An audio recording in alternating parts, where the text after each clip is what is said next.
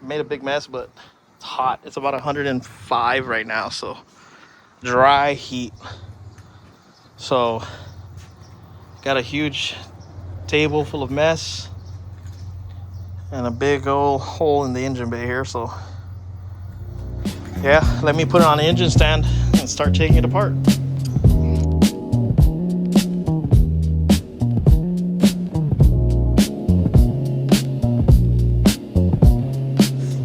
All right, guys, what's up again?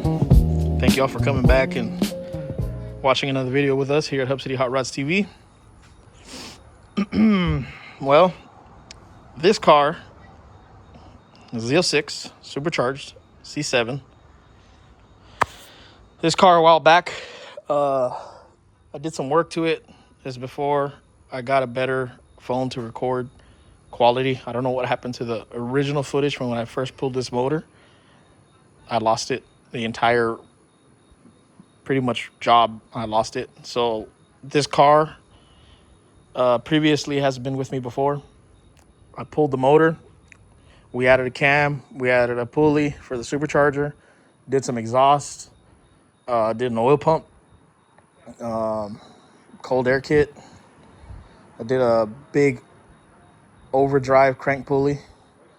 Flex Fuel E85. And he's been driving it for a while, but it started giving him issues. And I think something's up. It vibrates, it shakes, it runs like crap, it misfires. So I already pulled plugs, already did all that. We just keep getting one code for cam crank correlation. So we've already checked that out. We did change the phaser on it because I thought since it was a C7, the phaser is different. And a long time ago, I had put the truck style, so I had to shave down the phaser, which everybody says that you have to do. But I don't know. It was out of timing. It kept advancing like 11 degrees, so it was running like crap. So something's up. The car had already been to another shop to get dyno tuned, and I don't know. After that, it started running like crap. I don't know if the tune changed or what they did or what caused it, but I'm gonna go ahead and figure out what's up. So right now, I had just about a month ago, I changed the phaser and checked the timing. The phaser was off a little bit. So when I pulled it apart, I noticed that the phaser had a lot of play in it. Like it wore out or something broke. So changing that. I changed that and it didn't fix the issue.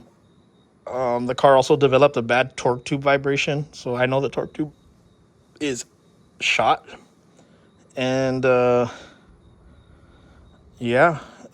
might do a converter soon because it's got a cam in it and it kind of bucks a little bit with the cam. But the plan today and tomorrow and the next day and the next day and the next day is to pull the motor, disassemble it, pull the heads, make sure that we didn't bend any valves or the customer didn't bend any valves. It could have happened on the dyno. I'm not sure. A lot of high rev. I looked into it. Apparently the reluctors on these do move for the crank, so I'm going to check that. So I'll pull the heads, check the valves, check the pistons, make sure they don't got damage on the pistons. And then we're going to change the cam. We're going to change the cam, and we're going to change the phaser to the LME solid phaser, which is just a solid phaser. No, it's not even a phaser anymore. It's just a sprocket. So we're going to change it to that chain, LME cover. We're going to do all that. So yeah, let me just get to it. It's got a Mighty Mouse catch can. It's a flex fuel sensor, smaller pulley, cold air kit, blower, exhaust, ceramic coated. So it's got an aftermarket aluminum radiator. First thing to do is just start unbolting things. I got to start with the fuse box, start with the accessories, cold air kit. I don't have to take the radiator or anything out to pull the motor or the rack and pinion to pull the motor. So I'm gonna just start on it. It's gonna be a big deal because if you guys or anybody here knows about these LTs, man, they are a pain to work on. Absolutely a pain to work on. So I'm just gonna get right into it. First things first, I'm gonna start taking off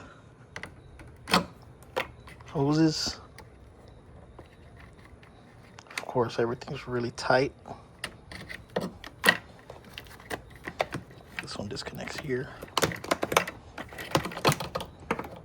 Let's pull this one off here. Let's just follow these hoses. This one comes out here. This one comes out here.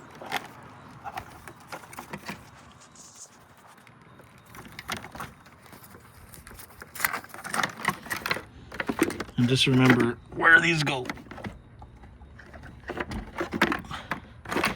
I've done it several times, so I already know which ones are which.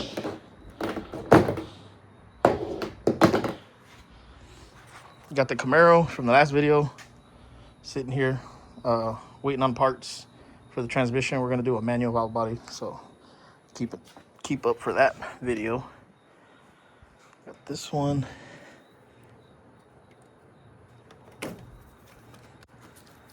Just unplug the harness. I already disconnected the battery. I always disconnect the batteries on these.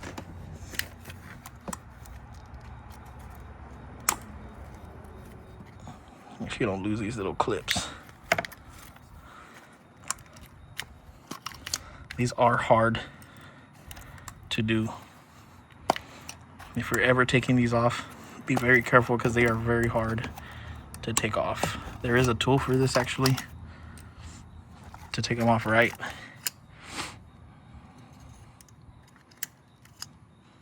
Okay, I'm gonna leave this alone. Just unplug it here.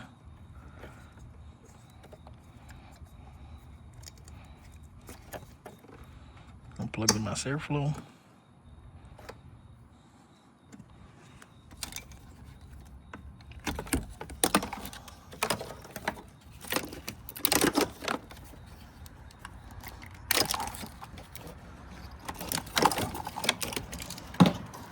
Harness is out of the way. I'll do this. There's these little, how was it again? Here. On both sides. You do that. And then there's a, is it a 13? 13 or 15. Make sure the battery's unplugged. To take this off, and be very careful with these. They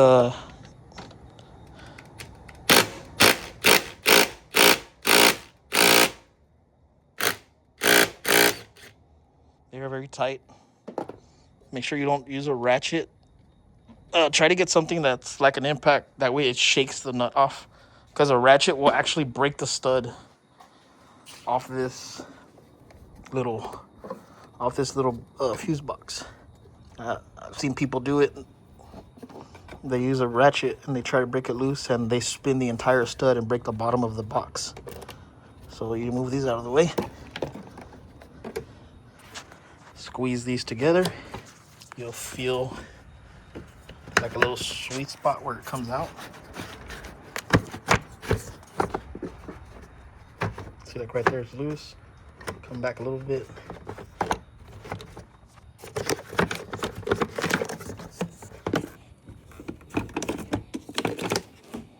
Fuse box is out. I'm gonna leave the nut under the fuse box. Then these little clips, got these little clips on every single one of these. You gotta just push them down. If you can't, just use a screwdriver just to push a little bit. Pull it out of the way.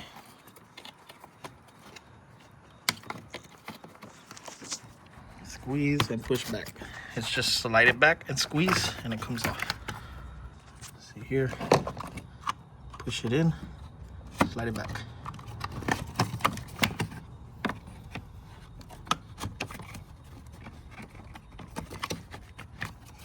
Oh, I'm in the way over here.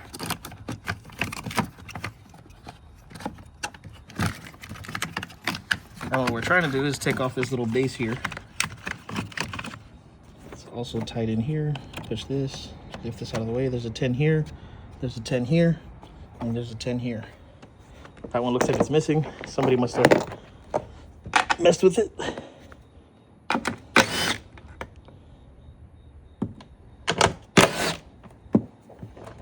My snap-on impact doesn't hold sockets.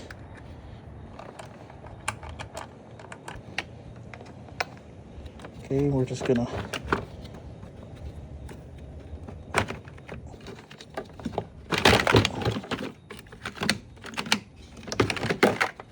take this out.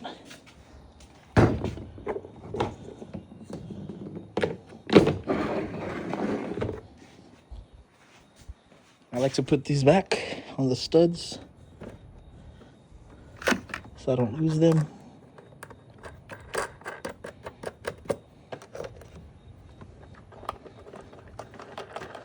And this, taking this off, will allow you to do the exhaust. After I take these covers off, pull the wires, take the exhaust off.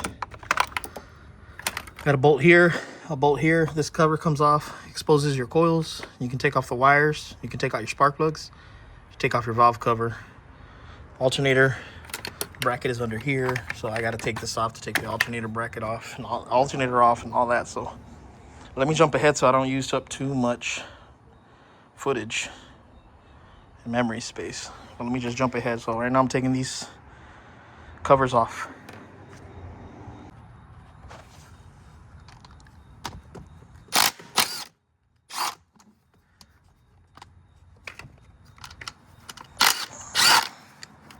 I have to hold the socket. Now these little bolts usually stay in this plastic cover. They usually stay in, they don't fall out. It's got like little lock things, so you don't have to pull them all the way out.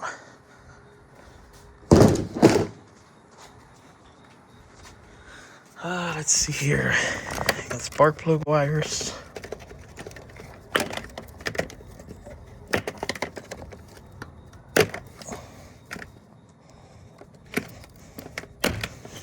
Pull the plugs. There's a bolt there for the alternator bracket. I just got to get to it, man. I just got to start on it. So much to do. All right, so air filter comes off. Stock or aftermarket, same. You got two bolts that are up against the body or the frame, and then you got clamp, mass airflow, and your fresh air vent, and the air filter comes out. Spark plugs, same way, just regular spark plugs. Now to get the valve cover off, there's a bolt.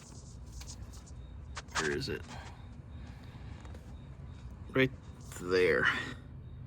But it's behind the alternator, behind this. So take the alternator off to get that valve cover off. Take the alternator off, you gotta loosen the belt. There is a 15mm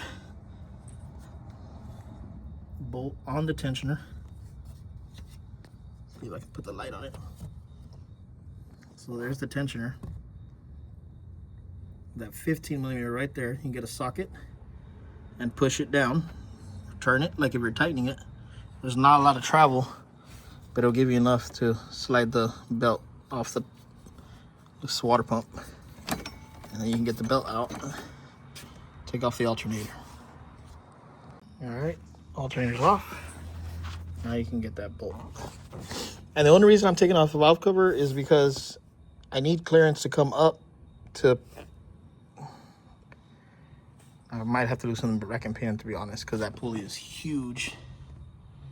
But to come up far enough to get the engine out, so I'm taking off the valve covers, taking off the supercharger.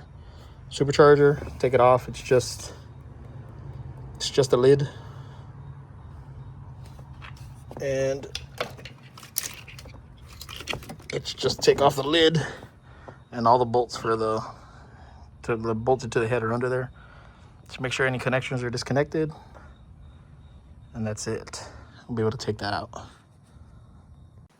Okay. Valve covers are off. Check the springs. I think one Yeah, both valve covers. Did I put? Yeah, both valve covers are off. Check the springs to see if there was anything broken. Nothing broken on the springs.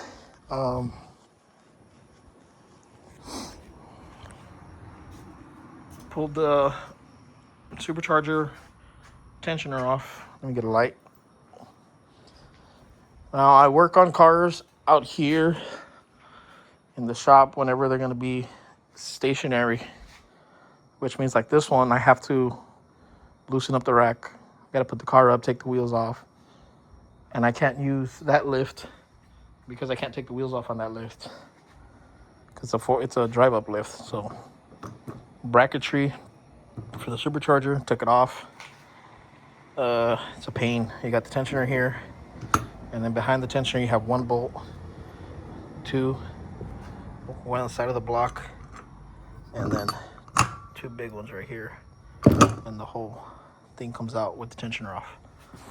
So all the tools here are just scattered here. Took the hood off. And what you want to do is pretty much get everything off as much as possible so you can have all this space to take the engine out. Fuel line's off. Flex fuel sensor just disconnected. Just here in the back. Just taps into one of the ignition coils. I got the supercharger coolant lines off. I unplugged all the sensors, like the throttle body and whatever goes to the supercharger.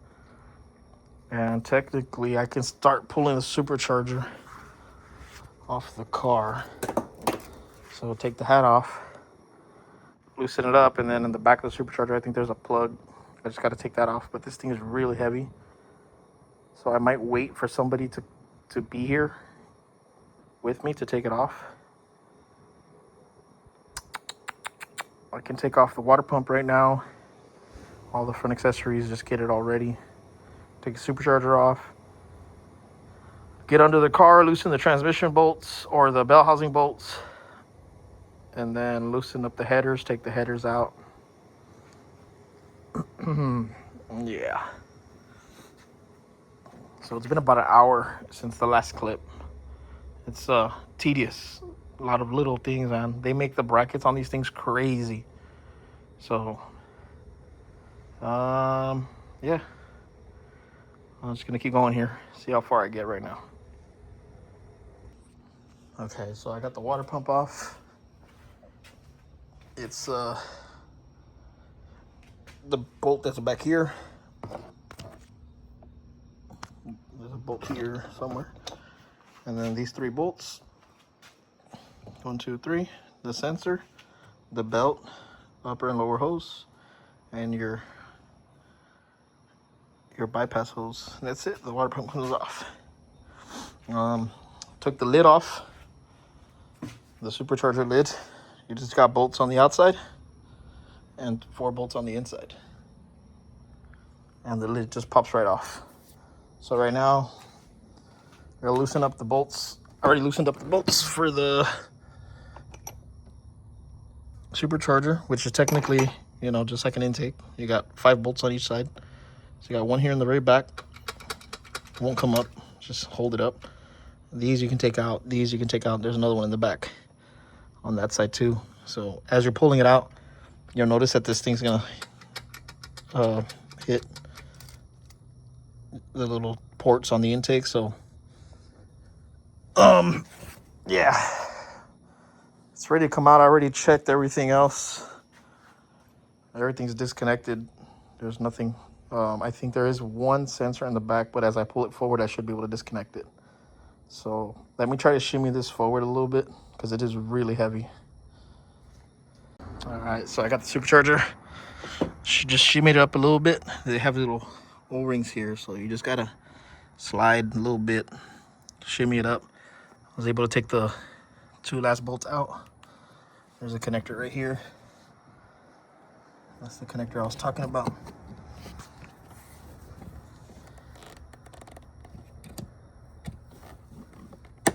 Pull that little clip, the red clip back. Squeeze this.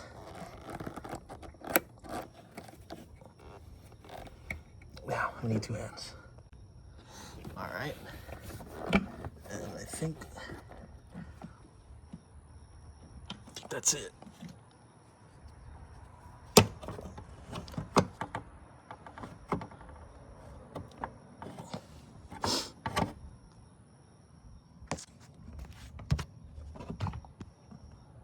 Yeah. Okay, let me carry this thing. Whew. All right. Okay, so that's off. Now it looks like a regular LT engine.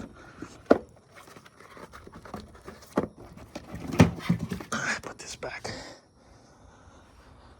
Oh, so here's the supercharger. I put the bolts back in and I put the lid back on. That way nothing gets dirty or damaged. Excuse this. I'm in a moment of desperation. It's so hot outside right now.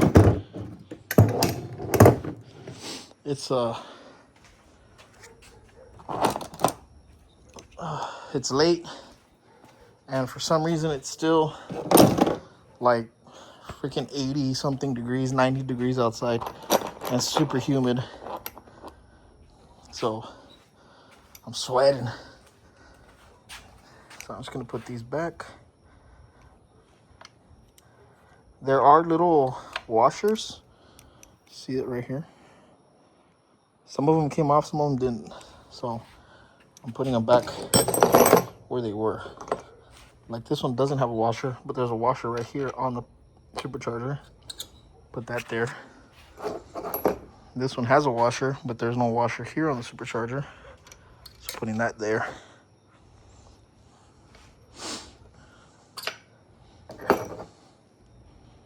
Washer.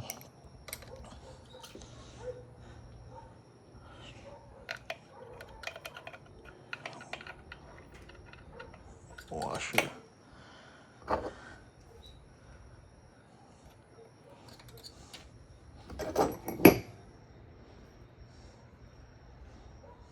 The back one has a washer there. So the washer and the washer. All right, that's all of them. And then here we'll just put the lid back on. All right.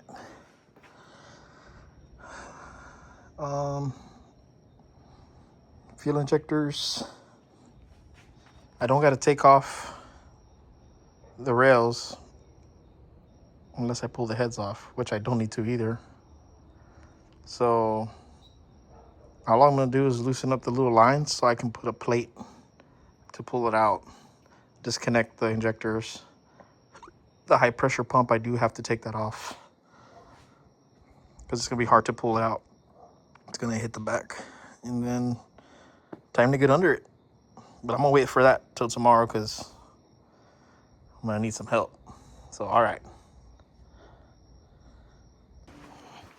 Okay, like I said, it's the next day. I took off everything out the bottom, which is just the oil lines, oil cooler, any sensors, grounds, motor mounts. Took off the exhaust. Took off the grounds off the back of the block, bell housing bolts. And now I'm ready to hook up the engine hoist to the engine and start pulling. So let's get this out. All right, and it's out. Buddy of mine leaving. It's out, it's out, it's out. So the engine's out. Now I gotta put it on a stand. Start taking it apart, see what's going on, see what happened. I'm assuming the reluctor might be either broken off, cracked, or maybe it's spun. But definitely gonna fix the whole phaser issue in the front. Made a big mess, but it's hot. It's about 105 right now, so dry heat. So got a huge table full of mess and a big old hole in the engine bay here. So yeah, let me put it on the engine stand and start taking it apart. Well, so took the oil pan off, timing cover off. Reluctor looks great. There was pieces of magnet from a sensor on it. Took that off. About to pull the cam out, and bam. Time marks are not lining up. So good, but that means that the timing chain jumped. So that's probably a bad tensioner here. It's probably broken. I'm gonna take it off right now. It looks like it's holding pretty well, but it must have jumped a tooth, maybe on an over rev or hit the limiter or something. Maybe once, because back when I did this, it actually ran great for about a couple of years, I think. And yeah, so it looks like the timing jumped. I already took the heads to get checked. Everything looks fine. Didn't hit the valves or anything, so that's a good thing. Just got that issue, so I'm gonna swap this out, put the LME cover. Let me show you that. So here are the new parts that we're gonna change and get rid of all that other stuff. So we got a solid 4X sprocket. We got a new timing guide instead of the tensioner that's on there. We got a new TSP cover, new ERP cam bolts, new timing chain, new sprocket, and the new cam. TSP LTB2 for blower. The one that's on it now, I've never been happy with it. It was a different gentleman that spec'd it out and we threw it in there, and I've never been happy with that cam. So while we're here, we're just gonna change the cam. But these are all the new stuff that I gotta swap over and fix this thing the right way. Let's get it done. All right, time to get rid of this single bolt VVT cam. That is a 226, 238, a 113 plus 3. I don't know. Weird to me. Not used to cams like that. This is a cam motion 226, 238. You guys tell me if that's fair, but of all the cams, I wasn't happy with it. So let's check out this one. This is from Texas Speed for blower. It's 227, 239.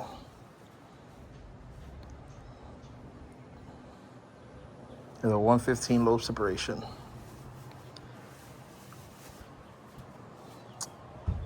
You guys tell me. I've seen this one work. Was never happy with that one, the VVT cam. So get rid of the single bolt. Let's put a 3-bolt cam in it. Something from Texas Speed that's made for boost, and get it out. All right. Tell me that doesn't look better. That is so much nicer. No VVT, solenoid crap. Timing guide. Nice crank sprocket. Nice cam sprocket with 3 bolts and ARP. Texas Speed. Looks great. So much better. And we finish it off with our K-Tech oil pump. I know everything's upside down because I have the engine upside down, but K-Tech oil pump on. Now I just gotta assemble that timing cover with new sensors and the harness and go backwards here. We'll put the oil pan back on and get it ready to drop back into the car. All right, so it's the next day and it's time to put the motor back in. I'm a one-man band here, so I don't have my tripod to set up, so I can do like a time lapse of me putting it in. So I'm just gonna get it up and guide it in as best as I can, and then show you guys the after result. So everything's done, buttoned up, ready to go in. All the stuff that's missing is obviously once the engine's in, start putting all that stuff back on. And the motor's in. So motor mounts are on both sides. AC compressor and tensioner are on. It's all one whole assembly. So now I gotta get under it, do all the bottom stuff, the oil cooler, bolts for the torque tube, put the valley cover back on, put the injectors back on, put the front accessories back on. At this point, if you guys have any questions, let me know in the comments if you want answers to certain things. Also, these valve springs have lash caps on them. Make sure that you don't lose these. Let me clean my hands.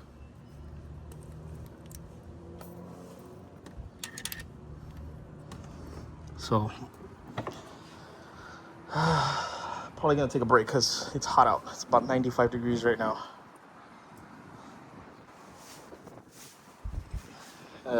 Yeah, I'm gonna take a little break and then get back to it. All right, as you can see, it is the evening, or I don't even know what time it is. It's late, probably like 10 o'clock. So got everything buttoned up, put everything back: spark plugs, headers, wires, covers, coils, injectors, supercharger, belts, accessories, cooling system, fuel system, everything. Put it all back together. So that's done. I just finished topping it off with water, antifreeze, and oil. So everything looks to be okay and plugged up. We're gonna go ahead and do a first start. So go for it, man.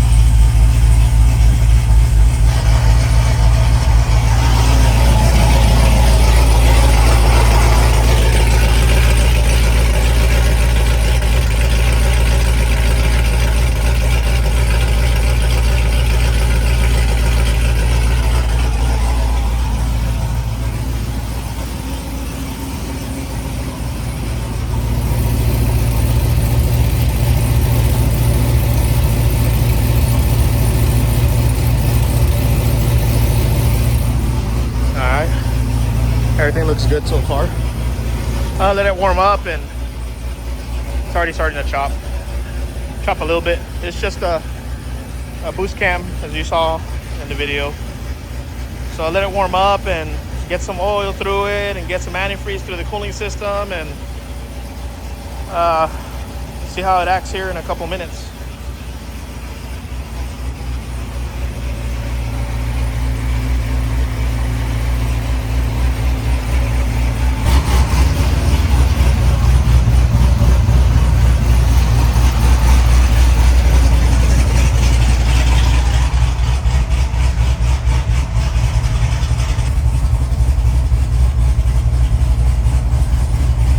Seems to be getting to 10.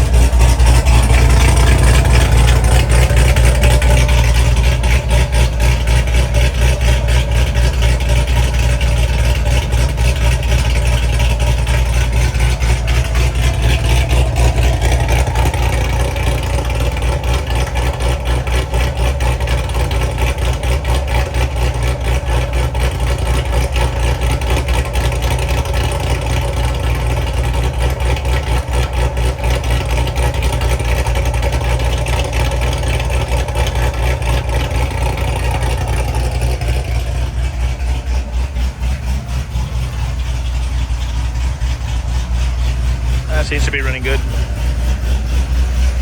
I'm gonna get it down and just let it idle for a while, and then probably go for a drive either in the morning or tonight. Just, I don't know if about tonight. I gotta move a bunch of trucks and stuff, so probably tomorrow morning.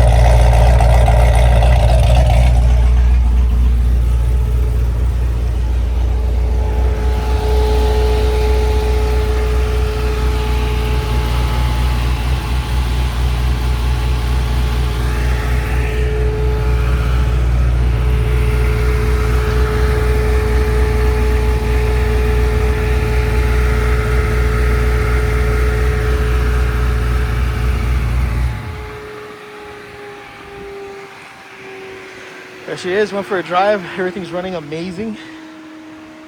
Cleaned up the car. Got it all cleaned up, got the engine bay cleaned up. Came out real nice, so